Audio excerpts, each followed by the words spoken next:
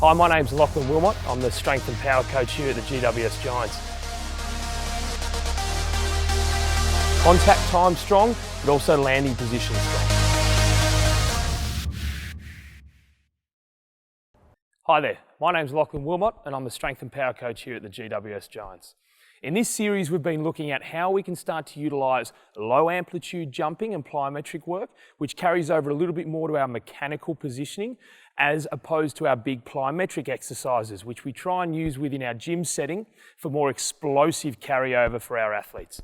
So what we're going to look at today is some lateral options. So Amy's back to take us through a few of the lateral options we can do. So we're going to look at a warm-up or movement prep, lateral movement, and then we're going to start to look at how we can utilise a lateral movement within an explosive setting to try and stimulate that explosive carryover for our athletes. So today we're going to look at a single leg lateral hop, and Amy's going to utilise these mini hurdles here just to gauge the height that she's going to go at.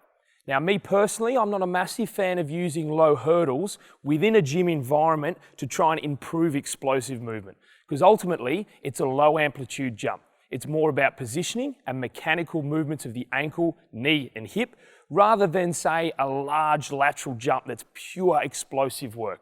So this is a really good one that I find we can use in warm-ups or in movement preps to start to stimulate some positioning and get the athlete to understand how to utilise their ankle and foot.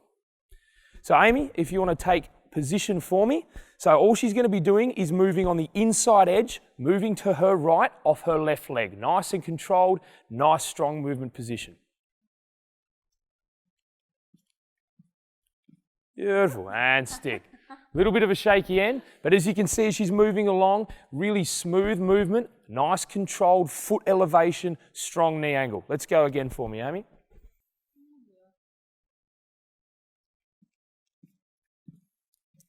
Good. So as you can see, as far as Amy's concerned, this type of movement is not high end. It doesn't challenge her central nervous system too much. It's more about positioning and mechanical movement. So if this was to be done within a weight session as a contrasted exercise or anything like that, it's probably not going to have a huge explosive carryover for her. So what we'd tend to do is use it in that movement prep, stimulate everything, switch everything on, make sure mechanically she's looking good, so then we can start to utilize a much larger exercise with more explosive capacity within the actual weight session. So Amy's just undertaken a lateral hurdle hop, and we can see that that's more of a low amplitude jump, something that we can utilize in a warm-up or movement prep. So what we're going to show now is how we can start to transfer some lateral force into our explosive capacity work within a gym session. So I want to try and make sure that this exercise is stimulating enough to create a little bit of a transfer of force for Amy. Now, she is normally a high jumper, so she's usually used to the vertical force output. So let's see how she goes with some lateral force. So is this what we're going to be looking at, is aiming to do a lateral bound.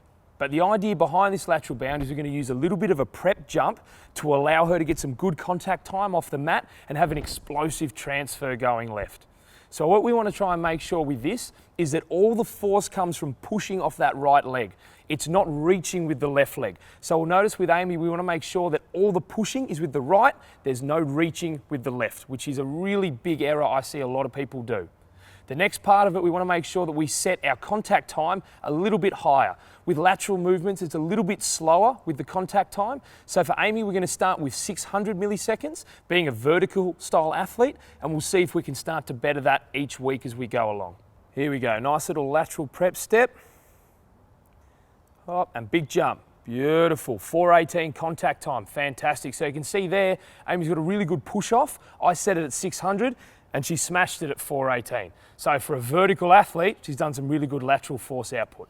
So as you can see, Amy's done a really good job here of that lateral force output.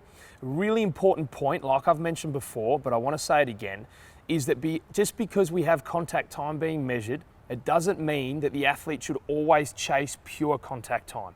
We still need to make sure as a coach that the athlete is jumping with good mechanics and with good force output. It's very easy to get stuck in this instance, always trying to get a better contact time, and that jump ultimately turns into a quick step that actually isn't producing much force. So make sure with your athletes, it's a balance of good contact time, but also strong force output as well.